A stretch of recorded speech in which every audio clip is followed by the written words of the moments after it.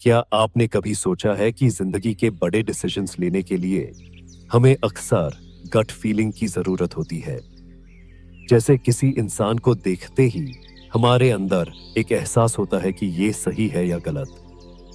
लेकिन क्या ये बस एक तुक्का है या फिर इसके पीछे एक डीप साइंस छुपी है? इंट्यूइशन एक ऐसी चीज है जो हर इंसान के पास होती है, लेकिन सभी इससे समझ नहीं पाते। इमेजिन कीजिए, अगर आप अपने इंट्यूइशन को इतना स्ट्रांग बना लें कि आपको किसी भी सिचुएशन का अंदाजा पहले ही लग जाए। इस वीडियो में हम इंट्यूइशन के पीछे छुपी एंशिएंट टीचिंग्स और मॉडर्न साइंस के बारे में बात करेंगे। आपको मंदूस क्रिया सिखाएंगे, एक ऐसी पावरफुल प्रैक्टिस जो आपकी इंट्यूइशन को शार्पन करेगी। इसलिए एंड तक जरूर देखिए, क्योंकि ये वीडियो आपके जीवन को बदलने की शुरुआत हो सकती है। सबसे पहले बात करते हैं इंट्यूइशन की। इंट्यूइशन का मतलब है बिना किसी लॉजिकल रीजनिंग के किसी चीज का एहसास हो जाना। ये एक सबकॉन्शियस प्रोसेस है जो हमारे रिफ्लेक्सेस के थ्रू काम करता है। एग्जाम्पल के लिए, अगर आप किसी गर्म चीज को छूते हैं तो बिना सोचे आपका हाथ तुरंत हट जाता है। ये एक रिफ्लेक्स है, लेकिन इंट्यूइशन रिफ्लेक्स से एक कदम आगे है। इंट्यूइशन तब काम करता है जब आपको किसी चीज का अंदाजा या फीलिंग हो बिना किसी फिजिकल एक्शन के। आपने देखा होगा कि कुछ लोग अपने डिसीजंस लेने में बहुत एक्यूरेट होते हैं। वो इंट्यूइशन का इस्तेमाल करते हैं, चाहे वो जाने या ना जाने। लेकिन अच्छा ये है कि इंट्यूइशन एक स्किल है जो प्रैक्टिस से डेवलप की जा सकती है। साइंस कहती है कि इंट्यूइशन हमारे ब्रेन के पैटर्न रिकग्निशन सिस्टम पर बेस्ड होता है। हमारे ब्रेन का सबकॉन्शियस पार्ट हमेशा एनवायरनमेंट से सिग्नल्स गैदर करता रहता है और उन सिग्नल्स को प्रोसेस करके एक गुड फीलिंग देता है। लेकिन स्पिरिचुअलिटी का कहना है कि इंट्यूइशन एक सटल एनर्जी पर काम करता है। ये एनर्जी हमारे चक्रास के थ्रू फ्लो करती है, और जब हम इस फ्लो को समझने लगते हैं तो हम अपने इंट्यूइशन को कंट्रोल कर सकते हैं। इंट्यूइशन को समझने के लिए एंशिएंट टीचिंग्स में एक कॉन्सेप्ट दिया गया है, वाखा। वाखा के 4 स्टेजेस होते हैं और ये हमारे स्पीच और थॉट्स के अलग अलग लेवल्स को रिप्रेजेंट करते हैं। वैखरी वाखा, जो वर्ड्स हम बोलते हैं और सुनते हैं, वही वैखरी है। ये एक्सटर्नल स्पीच है जो हम सब समझ सकते हैं। मध्यमा वाखा, ये हमारे थॉट्स की भाषा है। जो चीजें हम अंदर ही अंदर सोचते हैं वो मध्यमा वाखा के अंडर आती हैं। पश्यांति वाखा, यह एक डीपर लेवल है जहां वर्ड्स और थॉट्स डिसॉल्व होकर एक वाइब्रेशन बन जाते हैं। इस स्टेज पर लॉजिक और लैंग्वेज काम नहीं करती, सिर्फ एनर्जी होती है। परावाखा, यह सबसे डीप स्टेज है जहां कंप्लीट साइलेंस होता है। ये स्टिलनेस और प्योर अवेयरनेस का लेवल है। अब सोचिए, जब आप राम राम बोलते हैं तो शुरू में यह वैखारी वाखा होती है। जैसे ही आप स्पीड बढ़ाते हैं ये मध्यमा और फिर पश्यांति बन जाता है। ये स्टेजेस समझने से आप अपने सबकॉन्शियस के सिग्नल्स को ज्यादा इफेक्टिवली डिकोड कर पाएंगे। आइए इसे एक एग्जाम्पल के साथ समझते हैं। मान लीजिए आपको कोई पर्सन मिलता है जो आपको नमस्ते बोलता है। सबसे पहले आपका बॉडी रिफ्लेक्स होगा कि आप तुरंत रिस्पॉन्ड करें। लेकिन इस रिफ्लेक्स के पीछे क्या होता है? सबसे पहले एक वाइब्रेशन आपके सबकॉन्शियस में होती है, पश्यांति वाखा। फिर ये वाइब्रेशन आपके थॉट्स में कन्वर्ट होती है, मध्यमा वाखा। आखिर में ये थॉट्स आपके वर्ड्स में बदल जाते हैं, वैखरी वाखा। यह पूरा प्रोसेस मिली सेकेंड्स में होता है। लेकिन अगर आप इस प्रोसेस को कॉन्शियसली ऑब्जर्व करते हैं तो आप अपने इंट्यूइशन को ज्यादा डीपली समझ पाएंगे। आपको पता है कि डॉग्स और स्मॉल चिल्ड्रन का इंट्यूइशन ज्यादा स्ट्रांग होता है। डॉग्स बिना किसी वर्बल कम्युनिकेशन के इंसान के इंटेंशन समझ लेते हैं। ये उनकी इंट्यूइशन की पावर है। इंसान के पास भी ये पावर होती है, लेकिन हम अक्सर अपने इमोशंस और ओवरथिंकिंग के चक्कर में अपने इंट्यूइशन को इग्नोर कर देते हैं। इंट्यूइशन और रिफ्लेक्सेस तभी काम करते हैं जब हम उन्हें कॉन्शियसली प्रैक्टिस करें और समझने की कोशिश करें। अब बात करते हैं मंदूस क्रिया की एक एंशिएंट प्रैक्टिस जो आपकी इंट्यूशन को एनहांस करने के लिए डिजाइन की गई है। एक शांत और कंफर्टेबल जगह पर बैठिए, आंखें बैंड करके रिलैक्स हो जाइए, अपनी ब्रीदिंग पर फोकस कीजिए, नॉर्मल सांस लेते रहिए बिना उससे कंट्रोल किए। ध्यान दीजिए कि जब आप सांस लेते हैं तो वो एयर आपकी नोस्ट्रिल्स के अंदर के हेयर को कैसे टच करती है। नोट कीजिए कि आपको कोई सटल स्मेल या सेंसेशन फील होती है या नहीं।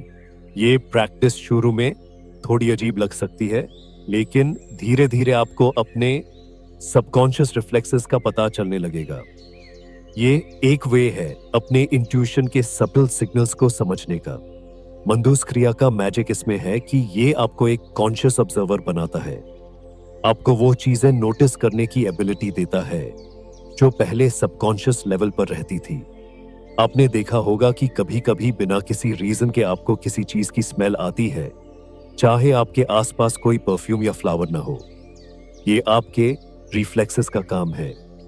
इस प्रैक्टिस के जरिए आप इन रिफ्लेक्सेस को कॉन्शियसली होल्ड करना सीखते हैं। जब ये प्रैक्टिस स्ट्रांग हो जाती है, तब आप किसी भी सिचुएशन में अपने गट फीलिंग्स को ज्यादा क्लियरली समझ पाएंगे।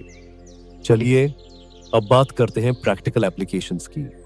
मान लीजिए आप किसी नए इंसान से मिलते हैं, आपके अंदर पहली ही मोमेंट में एक फीलिंग आती है कि ये इंसान ट्रस्टवर्दी है या नहीं।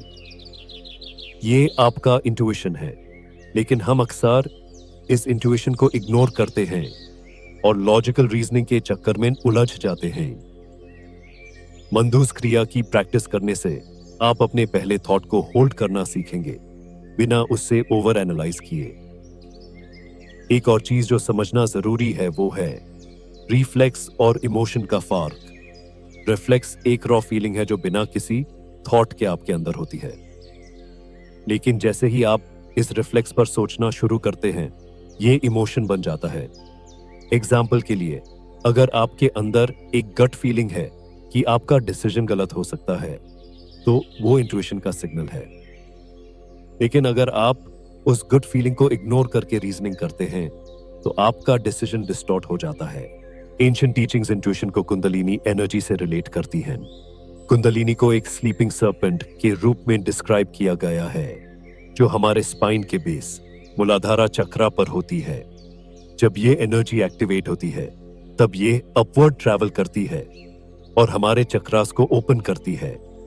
जब ये मणिपुरा चक्रा तक पहुंचती है, जो कि हमारे नवल रीजन में होता है, तब हमारी इंट्यूशन का लेवल एनहांस होता है।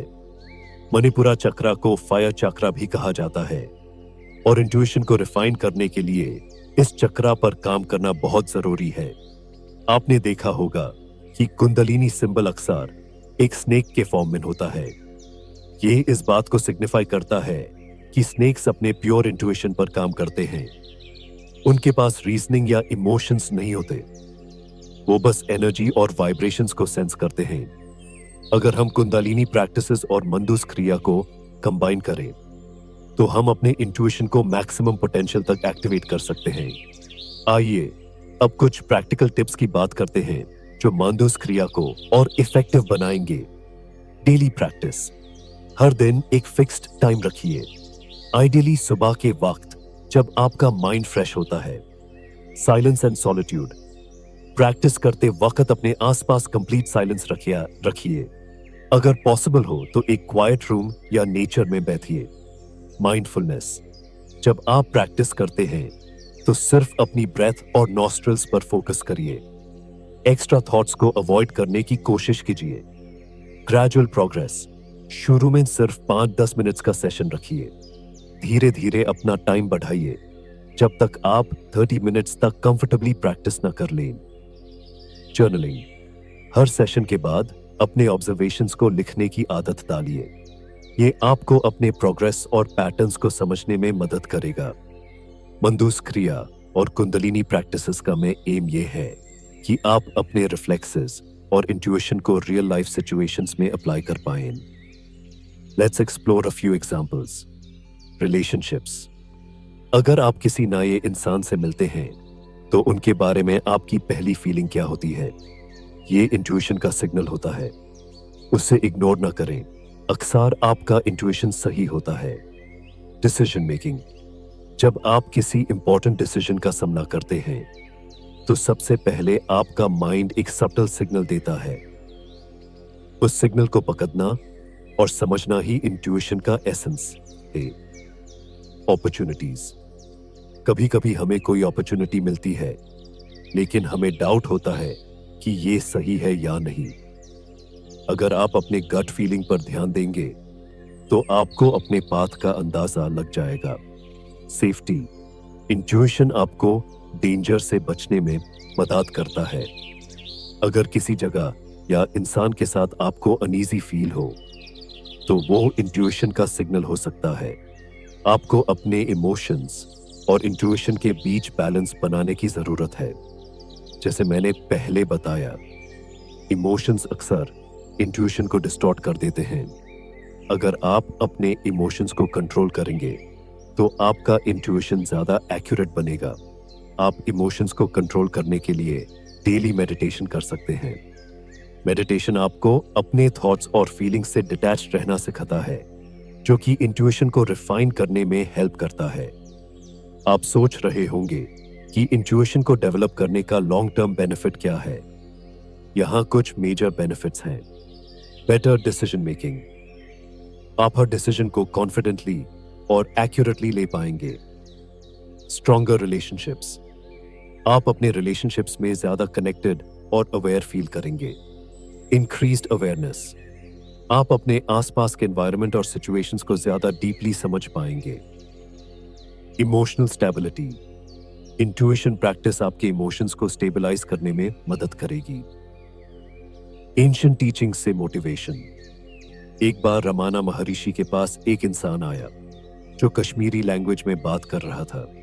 रमाना महर्षि को कश्मीरी लैंग्वेज नहीं आती थी, लेकिन फिर भी उन्होंने उस इंसान के क्वेश्चंस का आंसर दे दिया। जब लोगों ने पूछा कि कैसे, तो उन्होंने कहा कि उनका इंट्यूशन उनका गाइड था। ये एक प्रूफ है कि अगर आप अपनी इंट्यूशन को मास्टर कर लेते हैं तो लैंग्वेज, रीजनिंग और एक्सटर्नल फैक्टर्स की जरूरत नहीं पड़ती। आपके अंदर एक नेचुरल इंटेलिजेंस होती है जो आपको गाइड करती है। अब आपके पास एक रोड मैप है अपनी इंट्यूशन को समझने और अनलॉक करने का। मंदुस क्रिया और एंशिएंट टीचिंग्स का कॉम्बिनेशन आपको अपनी हिडन पावर को एक्टिवेट करने में हेल्प करेगा। शुरू छोटी प्रैक्टिस से कीजिए, लेकिन कंसिस्टेंटली कीजिए। धीरे धीरे आप देखेंगे कि आपकी अवेयरनेस और डिसीजन मेकिंग सिग्निफिकेंटली इंप्रूव हो रही है। अगर आपको ये वीडियो पसंद आई हो तो लाइक कीजिए, शेयर कीजिए और चैनल को सब्सक्राइब कीजिए। हर हफ्ते हम आपके लिए ऐसी ही डीप और इंसाइटफुल वीडियोस लेकर आएंगे। अगले वीडियो तक अपना ध्यान रखिए और अपने इंट्यूशन को एक्सप्लोर कीजिए। Stay aware, stay intuitive.